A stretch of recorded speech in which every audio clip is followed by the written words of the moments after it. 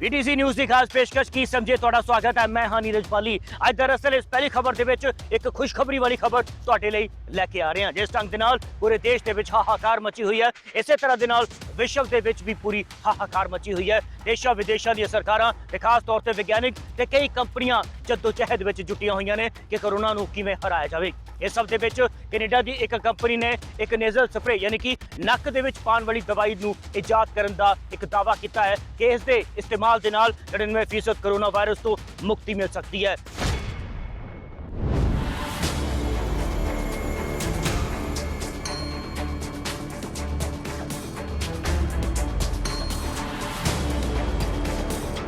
भारत विच लगभग जिथे रोज 4 लाख के करीब नवे मामले सामने आ रहे हैं, अजिहे च कैनेडा की कंपनी सैनिटाइज ने दावा कर दिता है कि उसने नक च पाने वाला एक स्प्रे तैयार कर दिता है जो कोरोना वायरस नूं मार सकता है। सैनिटाइज का दावा है कि उसने अजिहा नेचुरल स्प्रे बनाया है जो 99.99% कोरोना वायरस नूं खत्म कर देगा।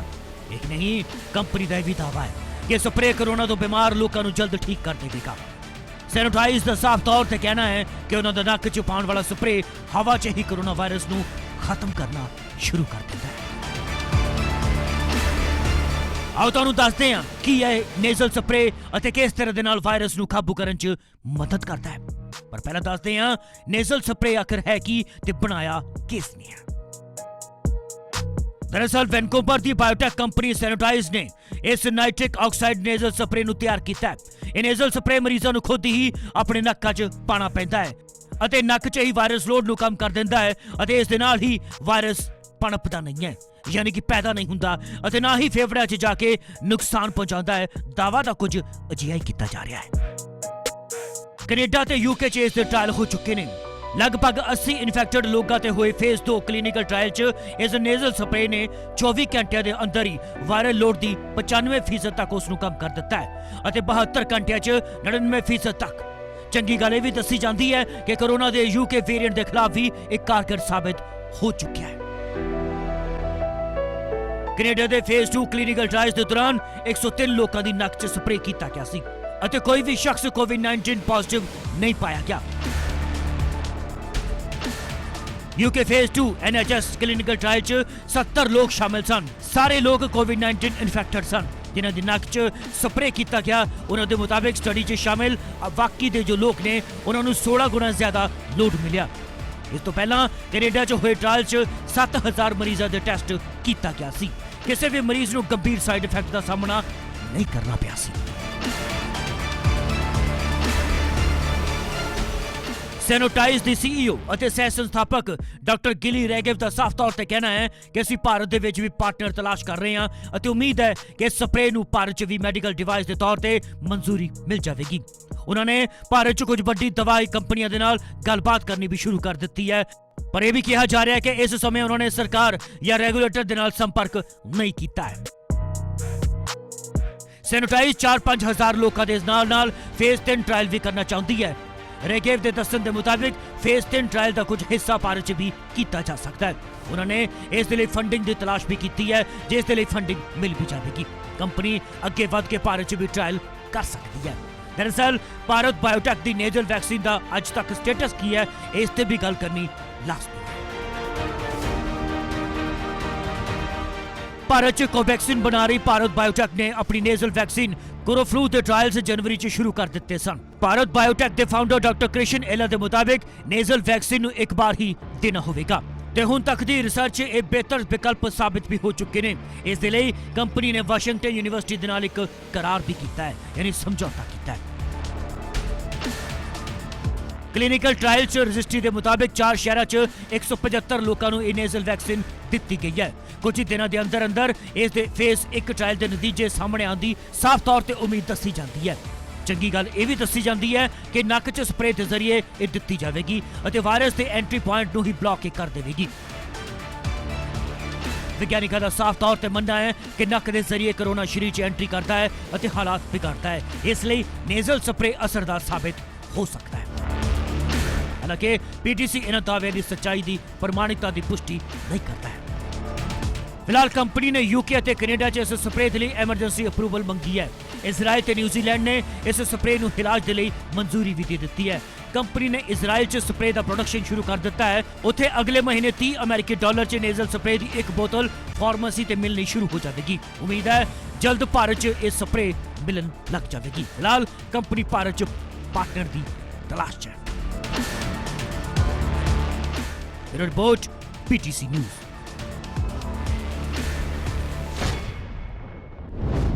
ਇਸ ਦੂਸਰੀ ਖਬਰ ਦੇ ਵਿੱਚ ਦਰਅਸਲ 'ਚ ਅਸੀਂ ਗੱਲ ਕਰਨ ਜਾ ਰਹੇ ਹਾਂ ਸਰਕਾਰਾਂ ਦੀ ਨੀਅਤ ਤੇ ਇਨਸਾਨੀਅਤ ਦੀ ਨੀਅਤ ਦੀ, ਯਾਨੀ ਕਿ ਇਨਸਾਨਾਂ ਦੀ ਫਿਤਰਤ ਦੀ। ਦਰਅਸਲ ਸਰਕਾਰਾਂ ਦੇ ਵਿੱਚ ਵੀ ਇਨਸਾਨ ਹੀ ਹੁੰਦੇ ਨੇ, ਲੇਕਿਨ ਸੱਤਾ ਭੋਗਣ ਵਾਲੇ ਇਨਸਾਨ ਕੁਝ ਹੋਰ ਹੁੰਦੇ ਨੇ, ਇੱਕ ਆਮ ਇਨਸਾਨ ਕੁਝ ਹੋਰ ਹੁੰਦਾ ਹੈ। ਦਿਖਾਉਣ ਜਾ ਰਹੇ ਹਾਂ ਦਰਅਸਲ ਇਸ ਰਿਪੋਰਟ ਦੇ ਵਿੱਚ ਕਿ ਕਿਸ ਤਰ੍ਹਾਂ ਦੇ ਨਾਲ ਸਰਕਾਰਾਂ ਦੀਆਂ ਕਾਰਗੁਜ਼ਾਰੀਆਂ ਨਿਕਲ ਕੇ ਸਾਹਮਣੇ ਆਈਆਂ ਤੇ ਆਮ ਇਨਸਾਨ ਦੀਆਂ ਕਾਰਗੁਜ਼ਾਰੀਆਂ ਕਿਸ ਤਰ੍ਹਾਂ ਦੇ ਨਾਲ ਇਸ ਵੇਲੇ ਇਨਸਾਨੀਅਤ ਦੀ ਮਦਦ ਕਰ ਰਹੀ ਹੈ ਇਸ ਕਰੋਨਾ ਕਾਲ, ਵਿਪਤਾ ਕਾਲ ਤੇ ਸੰਕਟ ਕਾਲ ਦੇ ਵਿੱਚ। ਦਰਅਸਲ ਦੋ ਤਸਵੀਰਾਂ ਦੋ ਸ਼ਹਿਰਾਂ ਤੋਂ ਨਿਕਲ ਕੇ ਸਾਹਮਣੇ ਆ ਚੁੱਕੀਆਂ ਨੇ, ਜਿਸ ਦੇ ਵਿੱਚ ਸਰਕਾਰ ਸਿੱਧੇ ਤੌਰ ਤੇ ਘਿਰ ਰਹੀ ਨਜ਼ਰ ਆ ਰਹੀ ਹੈ ਤੇ ਇਨਸਾਨ ਸਿੱਧੇ ਤੌਰ ਤੇ ਫਰਿਸ਼ਤਿਆਂ ਦੇ ਰੂਪ ਦੇ ਵਿੱਚ ਨਜ਼ਰ ਆ ਰਹੇ ਨੇ। ਦਿਖਾਉਣ ਜਾ ਰਹੇ ਹਾਂ ਇਸ ਰਿਪੋਰਟ ਨੂੰ।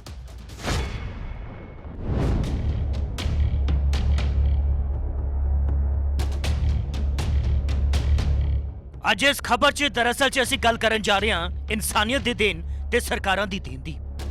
ਜੋ ਸਰਕਾਰਾਂ ਲੋਕਾਂ ਦੇ ਤਰਲੇ ਮਿੰਨਤਾਂ ਪਾ ਕੇ ਸੱਤਾ 'ਚ ਆਉਂਦੀ ਹੈ, ਉਹ ਸੱਤਾ 'ਚ ਆਉਣ ਤੋਂ ਪਹਿਲਾਂ ਕਿਸ ਤਰ੍ਹਾਂ ਦੇ ਨਾਲ ਲੋਕਾਂ ਦੇ ਨਾਲ ਵਾਅਦੇ ਤੇ ਦਾਅਵੇ ਕਰਦੀ ਹੈ, ਉਸ ਦੀ ਹਕੀਕਤ ਤੁਹਾਨੂੰ ਦਿਖਾਉਣ ਜਾ ਰਹੇ ਹਾਂ। ਤੇ ਨਾਲੇ ਅਸੀਂ ਉਹ ਵੀ ਹਕੀਕਤ ਦਿਖਾਉਣ ਜਾ ਰਹੇ ਹਾਂ ਜੋ ਇੱਕ ਆਮ ਇਨਸਾਨ ਦੇ ਜ਼ਿਹਨ 'ਚ ਪਲਦੀ ਹੈ ਤੇ ਪਲ ਰਹੀ ਹੈ ਤੇ ਪਲਦੀ ਰਹੇਗੀ। ਕਿਸ ਤਰ੍ਹਾਂ ਦੇ ਨਾਲ ਇੱਕ ਆਮ ਇਨਸਾਨ ਸਰਕਾਰਾਂ ਦੇ ਨਾਲੋਂ ਬਿਹਤਰ ਸਹੂਲਤਾਂ ਜਾਂ ਵਧੀਆ ਜ਼ਿੰਦਗੀ ਦੇਣ ਦੇ ਲਈ ਤਤਪਰ ਹਮੇਸ਼ਾ ਤਿਆਰ ਰਹਿੰਦਾ ਹੈ। ਤੇ ਦੂਜੇ ਪਾਸੇ ਸਰਕਾਰਾਂ ਜਿਸ ਦੇ ਕੋਲ ਹਰ ਤਰ੍ਹਾਂ ਦੇ ਸੰਸਾਧਨ ਹੁੰਦੇ ਨੇ, ਬਾਵਜੂਦ ਉਸ ਦੇ ਵੀ ਕਿਸ ਤਰ੍ਹਾਂ ਦੇ ਨਾਲ ਲੋਕਾਂ ਦੇ ਨਾਲ ਛਲ ਕਪਟ ਕਰਦੀ ਹੈ। ਇਹ ਖਬਰਾਂ ਦਰਅਸਲ ਉਸ ਨੂੰ ਦਰਸਾ ਰਹੀਆਂ ਨੇ। ਇਹ ਦੋ ਤਸਵੀਰਾਂ ਜਿਨ੍ਹਾਂ ਦੇ ਵਿੱਚੋਂ ਇੱਕ ਭਵਾਨੀਗੜ੍ਹ ਇਲਾਕੇ ਦੀ ਵਿਵਸਥਾ ਵਾਲੀ ਹੈ, ਜਿੱਥੇ ਲੋਕ ਸਰਕਾਰ ਦੇ ਉਹਨਾਂ ਫੋਕੇ ਕੀਤੇ ਹੋਏ ਯਤਨਾਂ ਦੇ ਦਾਅਵਿਆਂ ਦੀ ਪੋਲ ਖੋਲ ਰਹੇ ਨੇ। ਤੇ ਦੂਜੇ ਪਾਸੇ ਕੁਝ ਅਜਿਹਾ ਵਰਗ ਹੈ ਜੋ ਇਨਸਾਨੀਅਤ ਨੂੰ ਦਰਸਾਉਂਦਾ ਹੈ, ਇਸ ਔਖੀ ਘੜੀ 'ਚ ਲੋਕਾਂ ਦੀ ਮਦਦ ਕਰਦਾ ਹੈ। ਪਹਿਲਾਂ ਦਰਅਸਲ ਇਸ ਤਸਵੀਰ ਤੇ ਚਾਨਣਾ ਪਾਉਂਦੀ ਹੈ ਜੋ ਸੰਗਰੂਰ ਤੇ ਭਵਾਨੀਗੜ੍ਹ ਤੋਂ ਨਿਕਲ ਕੇ ਹੁਣ ਸਾਹਮਣੇ ਆ ਚੁੱਕੀ ਹੈ ਸਭ ਦੇ, ਜਿੱਥੇ ਇੱਕ ਸੜਕ ਨੇ ਸਰਕਾਰੀ ਦਾਅਵਿਆਂ ਦੀ ਪੋਲ ਸਾਫ਼ ਤੌਰ ਤੇ ਖੋਲ ਕੇ ਰੱਖ ਦਿੱਤੀ। ਹਾਲਾਂਕਿ ਇੱਕ ਆਮ ਗੱਲ ਹੈ, ਪਰ ਕਰੀਬ 10 ਸਾਲ ਬਣੀ ਇਹ ਸੜਕ ਮਹਿਜ਼ ਇੱਕ ਮੀਂਹ ਪੈਣ ਦੇ ਕਾਰਨ ਹੀ ਧੱਸ ਗਈ। ਜਗ੍ਹਾ ਤੇ ਖੱਡੇ ਪੈਣ ਦੇ ਕਾਰਨ ਲੋਕਾਂ ਨੂੰ ਦਿੱਕਤਾਂ ਦਾ ਸਾਹਮਣਾ ਕਰਨਾ ਪੈ ਰਿਹਾ ਤੇ ਲੋਕ ਪ੍ਰਸ਼ਾਸਨ ਦੀ ਕਾਰਗੁਜ਼ਾਰੀ ਤੇ ਸਵਾਲ ਖੜੇ ਕਰ ਰਹੇ ਨੇ। ਆਖਰ ਕੀ ਦਿੱਤਾ? ਇਹ 2 ਮਹੀਨੇ ਹੋਏ ਨੇ ਸਾਡੀ ਗਲੀ ਬਣੀ ਨੂੰ। ਇਹਦੇ ਤੇ ਇਹਨਾਂ ਨੇ ਪੂਰਾ ਮਟੀਰੀਅਲ ਨਹੀਂ ਪਾਇਆ। ਆ ਦੇਖੋ ਤੁਸੀਂ ਕੀ ਹਾਲ ਹੈ ਇਹਦਾ ਵਿਹੀ ਦਾ। ਆ ਸਾਡੇ ਜਵਾਕ ਨਿੱਕੇ ਸਾਈਕਲਾਂ ਤੇ ਜਾਂਦੇ ਤੇ ਕੱਲ 2 ਕੁੜੀਆਂ ਵਿੱਚੇ ਗਿਰ ਗਈਆਂ ਇਹਦੇ। ਹੁਣ ਇੱਥੋਂ ਰੋਜ਼ ਅਸੀਂ ਗੱਡੀਆਂ ਵੀ ਲਗਾਉਣੀਆਂ ਨੇ, ਮਟੀਰੀਅਲ ਇਹਨੇ ਪਾਇਆ ਨਹੀਂ ਕੁਛ, ਸਾਰੀ ਟੁੱਟ ਗਈ। ਹੁਣੇ ਆ ਗਾਹਾਂ ਬਾਰਸਾਂ ਵੀ ਪੈਣੀਆਂ ਨੇ, ਬਾਰਸਾਂ 'ਚ ਕੀ ਹਾਲ ਹੋਊ ਇਹਦਾ। ਦੂਜੀ ਤਸਵੀਰ ਸਾਹਮਣੇ ਆ ਚੁੱਕੀ ਹੈ, ਆਪਣੇ ਆਪ 'ਚ ਇਨਸਾਨੀਅਤ ਦੀ ਮਿਸਾਲ ਪੇਸ਼ ਕਰ ਰਹੀ ਹੈ। ਇਹ ਤਸਵੀਰਾਂ ਨੇ ਰਾਮਪੁਰਾ ਫੁੱਲ ਤੇ ਯਮੁਨਾ ਨਗਰ ਦੀਆਂ, ਜਿੱਥੇ ਖੁੱਲ੍ਹੀ ਦਿਲੀ ਇਨਸਾਨ ਲੋਕਾਂ ਦੀ ਮਦਦ ਕਰਨ ਦੇ ਲਈ ਅੱਗੇ ਆ ਚੁੱਕੇ ਨੇ। ਆਕਸੀਜਨ ਸਿਲੰਡਰ ਵੰਡ ਲੋਕਾਂ ਨੂੰ ਨਵੀਆਂ ਜ਼ਿੰਦਗੀਆਂ ਦੇ ਰਹੇ ਨੇ। ਰਾਮਪੁਰਾ ਫੁੱਲ 'ਚ NRI ਵੀਰਾਂ ਦੇ ਵੱਲੋਂ ਲੋਕਾਂ ਦੇ ਲਈ ਆਕਸੀਜਨ ਦਾ ਪ੍ਰਬੰਧ ਕੀਤਾ ਗਿਆ ਤੇ ਇਸ ਸਾਰਾ ਜ਼ਿੰਮਾ ਆਪਣੇ ਮੋਢੇ ਤੇ ਚੁੱਕਿਆ ਗਿਆ। ਉੱਥੇ ਹੀ ਯਮੁਨਾ ਨਗਰ ਦਾ ਅਜਿਹਾ ਪਰਿਵਾਰ ਜੋ ਇਸ ਔਖੀ ਘੜੀ 'ਚ ਲੋਕਾਂ ਦੇ ਨਾਲ ਮੋਢਾ ਜੋੜ ਕੇ ਖੜਾ ਹੈ। ਦੂਜੇ ਪਾਸੇ ਸਰਕਾਰਾਂ ਦੇ ਕੋਲ ਹਰ ਤਰ੍ਹਾਂ ਦੀਆਂ ਸਹੂਲਤਾਂ, ਹਰ ਤਰ੍ਹਾਂ ਦੇ ਤੰਤਰ ਹੋਣ ਦੇ ਬਾਵਜੂਦ ਵੀ ਸਰਕਾਰਾਂ ਕਿਸ ਤਰ੍ਹਾਂ ਦੇ ਨਾਲ ਇਨਸਾਨ ਦੇ ਨਾਲ ਵਿਸ਼ਵਾਸਘਾਤ ਕਰਦੀਆਂ ਨੇ, ਇਹ ਉਸ ਦੀ ਜਿਉਂਦੀ ਜਾਗਦੀ ਮਿਸਾਲ ਹੈ। ਇਹ ਆਮ ਲੋਕ ਨੇ ਜੋ ਇਨਸਾਨੀਅਤ ਨੂੰ ਮੁੱਖ ਰੱਖਦੇ ਹੋਏ ਪੀੜਿਤ ਲੋਕਾਂ ਦੀ ਮਦਦ ਕਰਨ ਦੇ ਲਈ ਅੱਗੇ ਆ ਚੁੱਕੇ ਨੇ। ਬਸੰਤ ਸਿੰਘ, ਚਮਕੌਰ ਸਿੰਘ ਰਾਜੂ ਜੀ, ਰਵਿੰਦਰ ਸਿੰਘ ਰਿੰਕੂ ਤੇ ਆਪਣਾ ਸੁਰਜੀਤ ਸਿੰਘ ਸਮਰਾ ਜੀ, ਪਾਲ ਸਿੰਘ ਕੈਨੇਡਾ, ਇਹਨਾਂ ਵੱਲੋਂ ਟੀਵੀ ਤੇ ਨਿਊਜ਼ ਜਦੋਂ ਉੱਥੇ ਕੈਨੇਡਾ ਬੈਠੇ ਵੇਖਦੇ ਸੀਗੇ ਵੀ ਆਕਸੀਜਨ ਦੀ ਬੜੀ ਪ੍ਰੋਬਲਮ ਚੱਲ ਰਹੀ ਆ, ਤਾਂ ਉੱਥੇ ਬੈਠਿਆਂ ਨੂੰ ਉਹਨਾਂ ਨੇ ਕਿਹਾ ਵੀ ਸਾਡੇ ਵੱਲੋਂ ਵੀ ਦਾਨ ਦਿੱਤਾ ਜਾਵੇ ਜੀ ਆਕਸੀਜਨ ਦਾ। ਫਿਰ ਸਾਡਾ ਤਾਲਮੇਲ ਇੱਥੇ ਹੋਇਆ ਜਿਨ੍ਹਾਂ ਨਾਲ, ਤੇ ਅਸੀਂ 50 ਸਿਲੰਡਰ ਦਾਨ ਕਰਨੇ ਆ ਜੀ, ਭਰਵਾਈ ਦੇਣੀ ਆ। ਉਸ ਤੋਂ ਬਾਅਦ ਜੇ ਕੋਈ ਹੋਰ ਵੀ ਲੋੜ ਪੈਂਦੀ ਆ ਤਾਂ ਅਸੀਂ ਉਹ ਵੀ ਸੇਵਾ ਕਰਨ ਨੂੰ ਤਿਆਰ ਆ ਜੀ। ਠੀਕ ਹੈ, NRIs ਦੇ ਕੋਲ ਵਿਦੇਸ਼ੀ ਪੈਸਾ ਹੈ ਜਾਂ ਕਹੋ ਉਹਨਾਂ ਦੀ ਮਿਹਨਤ ਦੀ ਕਮਾਈ ਹੈ ਜੋ ਲਗਾ ਰਹੇ ਨੇ, ਪਰ ਦੂਜੇ ਪਾਸੇ ਯਮੁਨਾ ਨਗਰ ਜੋ ਭਾਰਤ 'ਚ ਹੈ, ਇੱਥੇ ਵੀ ਇੱਕ ਵਿਅਕਤੀ ਰਹਿ ਰਿਹਾ ਹੈ। ਉਹ ਆਪਣੀ ਮਿਹਨਤ ਦੀ ਕਮਾਈ ਦੇ ਨਾਲ ਆਮ ਲੋਕਾਂ ਦੀ ਕਿਸ ਤਰ੍ਹਾਂ ਦੇ ਨਾਲ ਮਦਦ ਕਰਦਾ ਹੈ, ਤੁਸੀਂ ਖੁਦ ਵੇਖते सुनो। हमारा तो मेन पर्पज़ ये है कि लोगों की हेल्प करना। हमने देखा कि बहुत सारे लोग इतने हैं जिनको शाम को रात को हॉस्पिटल में जगह नहीं मिलती। वो हॉस्पिटल में जाते हैं, गेट पे जाकर रुकते हैं, गेट अंदर वाले हॉस्पिटल वाले उनको देखने भी नहीं आते बाहर। कार में खड़े पेशेंट है, और जब हम हॉस्पिटल में थे अपने पेशेंट को लेके तो हमने देखा बाहर हॉस्पिटल कार में पेशेंट पड़ा है, मरने वाला है, बेहोश है, अंदर से कोई हेल्प नहीं मिलती उनको। ऐसे जब हमने वहाँ पे देखा तो हम लोगों ने सोचा कि घर में ऐसे पेशेंट्स को अपने घर में हम कुछ कोई बंदा तो हो ना जो कर सके। यहाँ पे हमने अपने घर में लेके आए, उनको क्या करेंगे। This is very important. जैसे मैं खुद मैकेनिकल इंजीनियर हूँ, मैंने जो टेक्नीशियंस कुछ इंस्टॉल करने आए थे देखने, पूरा सीख लिया है उनसे। तो हम लोग ऑक्सीजन पूरी मॉनिटरिंग करते रहते हैं विद ऑक्सीमीटर, चेक करते हैं। जैसे कुछ उनका डाउन ऑक्सीजन वापस जाता है तो हम लोग ऑक्सीजन कम कर देते हैं, एंड देन वी थिंक कि स्टेबल हो गई है। उसके बाद हम लोग उसको प्रॉपर मॉनिटरिंग करके 1.5 घंटा लगा के उनको सेट करते हैं। ਬਹਰਾਲ ਇਹਨਾਂ ਲੋਕਾਂ ਦੇ ਵੱਲੋਂ ਜਿਸ ਤਰ੍ਹਾਂ ਦੇ ਕਦਮ ਚੁੱਕੇ ਜਾ ਰਹੇ ਨੇ ਉਹ ਬੇहद ਸ਼ਲਾਘਾਯੋਗ ਨੇ। ਇਹ ਸਾਬਤ ਕਰ ਦਿੱਤਾ ਹੈ ਕਿ ਇਨਸਾਨੀਅਤ ਅਜੇ ਵੀ ਜਿਉਂਦੀ ਹੈ। ਸੋ ਅਪੀਲ ਹੈ ਹੋਰ ਲੋਕਾਂ ਨੂੰ ਵੀ ਕਿ ਅੱਗੇ ਆਉਣ ਤਾਂ ਜੋ ਕੋਰੋਨਾ ਵਰਗੀ ਮਹਾਮਾਰੀ ਨੂੰ ਜੜ ਤੋਂ ਖਤਮ ਕੀਤਾ ਜਾ ਸਕੇ। ਸਰਕਾਰਾਂ ਤੋਂ ਉਮੀਦਾਂ ਕਿੰਨੀਆਂ ਕੁ ਨੇ ਇਹ ਜਨਤਾ ਸਭ ਜਾਣਦੀਆਂ ਹੀ ਨੇ। ਸੰਗਰੂਰ ਤੋਂ ਗੁਰਦਰਸ਼ਨ ਸਿੰਘ, ਰਾਮਪੁਰਾ ਫੂਲ ਤੋਂ ਉਮੇਸ਼ ਸਿੰਗਲਾ, ਯਮੁਨਾ ਨਗਰ ਤੋਂ ਤਿਲਕ ਭਾਰਦਵਾਜ, PTC ਨਿਊਜ਼।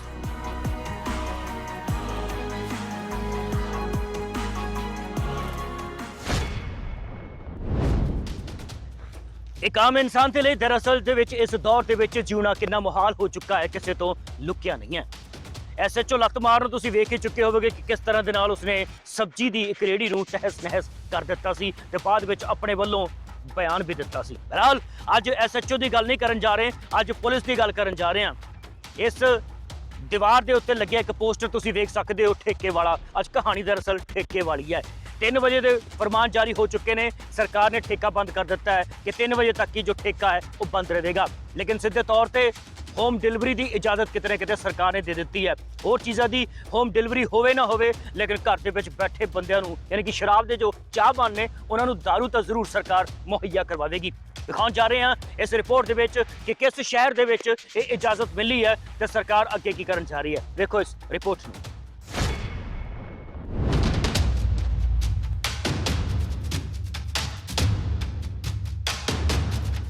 ਕੋਰੋਨਾ ਮਹਾਮਾਰੀ ਦੀ ਵਜ੍ਹਾ ਦੇ ਨਾਲ ਨਾਈਟ ਕਰਫਿਊ ਤੇ ਵੀਕਐਂਡ ਲਾਕਡਾਊਨ 'ਚ ਵਿਰੋਧੀਆਂ ਤੇ ਦੁਕਾਨਦਾਰਾਂ ਦੇ ਨਿਸ਼ਾਨੇ ਤੇ ਆਈ ਸ਼ਰਾਬ ਠੇਕਿਆਂ ਨੂੰ ਲੈ ਕੇ ਇੱਕ ਵੱਡੀ ਖਬਰ ਨਿਕਲ ਕੇ ਸਾਹਮਣੇ ਆ ਚੁੱਕੀ ਹੈ।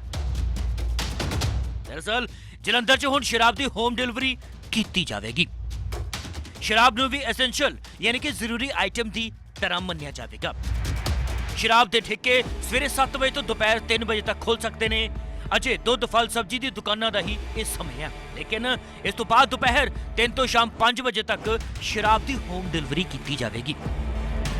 ਇਸ ਨਾਲ ਇਹ ਕਾਊਂਟਰ ਸੇਲ ਨਹੀਂ ਹੋਵੇਗੀ। ਜ਼ਰੂਰੀ ਸੇਵਾਵਾਂ ਦੇ ਲਈ ਵੀ ਇਸੇ ਤਰ੍ਹਾਂ ਦੇ ਆਦੇਸ਼ ਜਾਰੀ ਕਰ ਦਿੱਤੇ ਗਏ ਨੇ। ਹਾਲਾਂਕਿ 5 ਵਜੇ ਸ਼ਰਾਬ ਦੇ ਠੇਕੇ ਬੰਦ ਕਰਨੇ ਹੋਣਗੇ ਕਿਉਂਕਿ 6 ਵਜੇ ਤੋਂ ਨਾਈਟ ਕਰਫਿਊ ਸ਼ੁਰੂ ਹੋ ਜਾਂਦਾ ਹੈ। ਕਮਿਸ਼ਨਰੇਟ ਪੁਲਿਸ ਨੇ ਇਸ ਸੰਬੰਧ ਵਿੱਚ ਸੋਸ਼ਲ ਮੀਡੀਆ ਦੇ ਜ਼ਰੀਏ ਵੀ ਅਫੀਸ਼ੀਅਲ ਸੂਚਨਾ ਦੇ ਦਿੱਤੀ ਹੈ। ਇਸ 'ਚ ਹੋਮ ਡਿਲੀਵਰੀ ਦੀ ਇਜਾਜ਼ਤ ਸਾਫ਼ ਤੌਰ ਤੇ ਦੇ ਦਿੱਤੀ ਗਈ ਹੈ। ਜੇਕਰ ਕੋਈ ਵੀ ਵਿਅਕਤੀ ਦੁਪਹਿਰ 3 ਤੋਂ 5 ਵਜੇ ਦੇ ਵਿੱਚ ਸ਼ਰਾਬ ਲੈ ਕੇ ਘਰ ਦੇਣ ਜਾ ਰਿਹਾ ਹੈ ਤਾਂ ਪੁਲਿਸ ਉਸ ਨੂੰ ਬਿਲਕੁਲ ਵੀ ਪਰੇਸ਼ਾਨ ਨਹੀਂ ਕਰੇਗੀ। ਹਾਲਾਂਕਿ ਇਸ ਬਾਬਤ ਉਸ ਦੇ ਕੋਲ ਬਿਊਰਾ ਹੋਣਾ ਚਾਹੀਦਾ ਹੈ ਕਿ ਸ਼ਰਾਬ ਮੰਗਵਾਈ ਕਿਸ ਨੇ ਹੈ ਤੇ ਉਸ ਦੇ ਸੰਬੰਧ ਵਿੱਚ ਉਸ ਦੇ ਕੋਲ ਬਿੱਲ ਵੀ ਹੋਣਾ ਚਾਹੀਦਾ ਹੈ ਤਾਂ ਕਿ ਇਸ ਦੀ ਆੜ ਦੇ ਵਿੱਚ ਸ਼ਰਾਬ ਦੀ ਤਸਕਰੀ ਨਾ ਹੋ ਸਕੇ। ਉੱਥੇ ਹੀ ਸ਼ਰਾਬ ਠੇਕਿਆਂ ਦੇ ਨਾਲ ਚੱਲਣ ਵਾਲੇ ਅਹਾਤੇ ਖੋਲਣ ਦੀ ਇਜਾਜ਼ਤ ਨਹੀਂ ਦਿੱਤੀ ਜਾਵੇਗੀ। ਪੰਜਾਬ 'ਚ ਸ਼ਰਾਬ ਦੇ ਠੇਕੇ ਖੋਲਣ ਦਾ ਵਿਰੋਧ ਲਗਾਤਾਰ ਹੋ ਰਿਹਾ ਹੈ। ਲੋਕਾਂ ਦਾ ਸਾਫ਼ ਤੌਰ ਤੇ ਕਹਿਣਾ ਹੈ ਕਿ ਜਦੋਂ ਕੋਰੋਨਾ ਮਹਾਮਾਰੀ ਦੇ ਨਾਮ ਤੇ ਕਈ ਦੁਕਾਨਾਂ ਬੰਦ ਕਰਵਾ ਦਿੱਤੀਆਂ ਗਈਆਂ ਨੇ ਤੇ ਠੇਕੇ ਕਿਉਂ ਖੋਲੇ ਜਾ ਰਹੇ ਨੇ। ਇੱਥੇ ਤੱਕ ਕਿ ਕਿਤਾਬਾਂ ਵੀ ਨਹੀਂ ਵਿਕ ਰਹੀਆਂ ਅਤੇ ਬੱਚਿਆਂ ਦੀ ਪੜ੍ਹਾਈ ਵੀ ਡਿਸਟਰਬ ਹੋ ਰਹੀ ਹੈ, ਪਰ ਫਿਰ ਵੀ ਸ਼ਰਾਬ ਬੇਰੋਕ ਟੋਕ ਵਿਕਦੀ ਰਹੀ ਹੈ। ਪਿਛਲੀ ਵਾਰ ਵੀ ਕੋਰੋਨਾ ਨੂੰ ਲੈ ਕੇ ਲੰਬੇ ਕਰਫਿਊ ਦੇ ਦੌਰਾਨ ਵੀ ਸੂਬੇ ਦੀ ਆਰਥਿਕ ਸਥਿਤੀ ਦਾ ਹਵਾਲਾ ਦੇ ਕੇ ਸ਼ਰਾਬ ਵਿਕਰੀ ਖੋਲ ਦਿੱਤੀ ਗਈ ਸੀ। ਵਿਰੋਧੀ ਰਾਜਨੀਤਿਕ ਦਲਾਂ ਤੋਂ ਲੈ ਕੇ ਦੁਕਾਨਦਾਰ ਵੀ ਸਵਾਲ ਚੁੱਕ ਰਹੇ ਨੇ। ਹਾਲਾਂਕਿ ਸਰਕਾਰ ਰੈਵਨਿਊ ਦੇ ਨਾਲ ਜੋੜकर ਹਰ ਵਾਰ ਇਸ ਵਿਰੋਧ ਨੂੰ ਦਰਕਿਨਾਰ ਕਰ ਦਿੰਦੀ ਹੈ। Bureau report, PTC news.